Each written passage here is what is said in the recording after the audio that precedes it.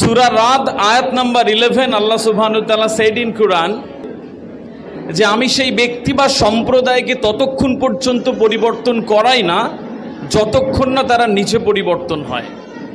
সুতরাং এটুক যদি তোমরা অনুভব করতে পারো, আজকে এখানে বসে যদি আজকে এইটুকু বোধ নিতে পারো যে এর থেকে বড় মোটিভেশন আর হয় না, এই কোরআনের থেকে বড় মোটিভেশন আর হয় না, তাহলে আজকের পর থেকে নিচে পরিবর্তন হওয়ার জন্য তৈরি থাকবো।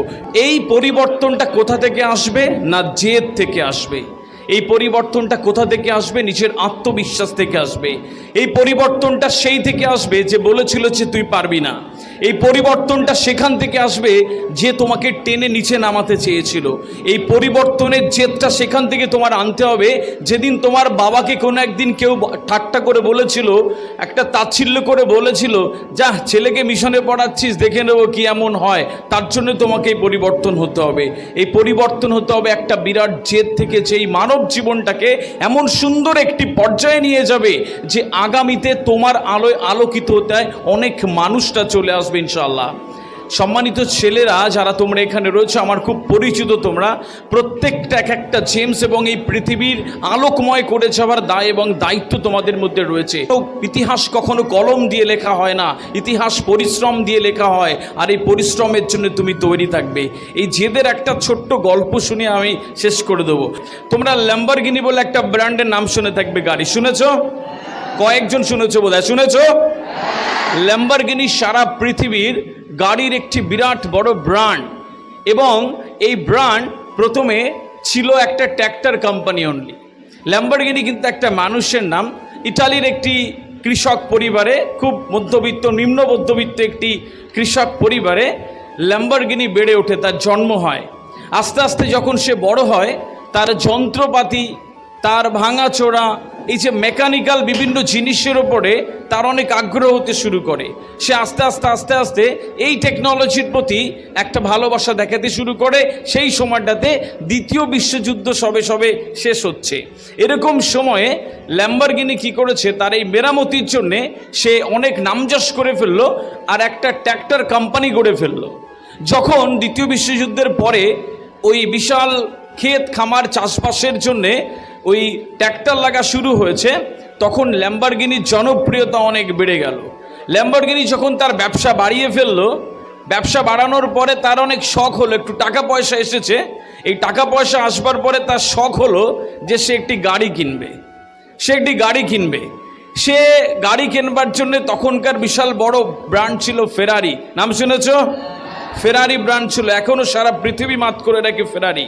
সে ফেরারির শোরুমে গেল আর টাকা দিয়ে একটা ফেরারি গাড়ি কিনে আনলো। কিছুদিন চালাবার পরে গাড়িটা তার মনে হলো এর ক্লাচে একটু সমস্যা আছে।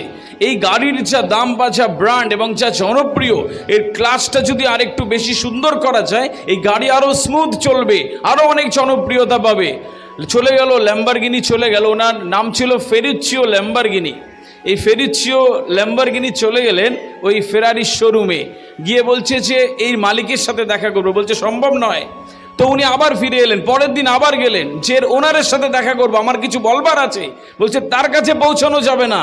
অনেক কাঠ খড় পুড়িয়ে অনেক দিন অপেক্ষা করে তিনি ফেরারির যে মালিক এনজো ফেরারি, তার কাছে একটা অ্যাপয়েন্টমেন্ট পেলেন। তার কাছে গিয়ে বলছে স্যার কিছু কথা আছে আমার। বলছে বলুন কি কথা? বলছে আমি অনেক দিন ধরে আপনার কাছে আসবার চেষ্টা করছি, পারছি না। আমার অনেক দিন ধরে মনে হচ্ছে যে এই কথাটা আপনার বলা উচিত, তাই জন্য আজকে আপনার অ্যাপয়েন্টমেন্ট পেয়েছে, আমি বলবো। বলছে বলুন কি বলবেন?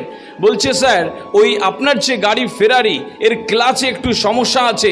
এটা যদি এইভাবে একটু ভালো করা যায় তাহলে গাড়ি আরও জনপ্রিয় হবে এবং ভালো হবে। কথাটা শোনা মাত্রই ফেরারি সাহেব প্রচণ্ড রেগে গেলেন। বলছে তুমি কে, কি করো, তুমি কি করো? বলছে স্যার আমি ট্র্যাক্টর কোম্পানির মালিক, আমি ট্র্যাক্টর তৈরি করি। বলছে বাড়ি যাও, গিয়ে ট্র্যাক্টর তৈরি করো, গাড়িটা বোঝা তোমার কাজ নয়। ব্যাস এই কথা শোনার পরে এই কথা শোনার পরে ল্যাম্বরগিনি বেরিয়ে এলেন তার শোরুম থেকে এবং একটা জেদ নিলেন যে ফেরারির থেকে বিশাল বড়, এর থেকে জনপ্রিয় আর সুন্দর গাড়ি তৈরি করব। উনি লেগে গেলেন সেই কাজে, রিসার্চ করলেন, ওইসব মানুষের কাছে গেলেন, অভিজ্ঞতা নিলেন আর তৈরি করে দিলেন তারপরে ল্যাম্বরগিনি। 1963 সালে ল্যাম্বরগিনি গাড়ি লঞ্চ করে।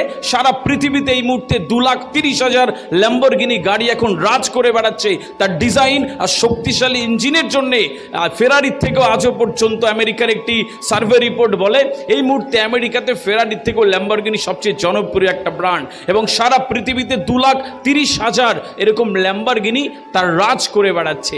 ভাবো একবার, ছোট্ট একটা গল্প, হয়তো একটা ইনসিডেন্ট, হয়তো যদি সেদিন ফেরিচিও ল্যাম্বরগিনি একটা জেদ না নিত, যদি সেদিন ল্যাম্বরগিনি একটা বিরাট আত্মবিশ্বাস না দেখাতো, যদি তার আঘাত না লাগতো, সে কি ঘুরে দাঁড়াতে পারতো কখনো? এরকম ল্যাম্বরগিনি ব্র্যান্ড তৈরি হতো আজকে?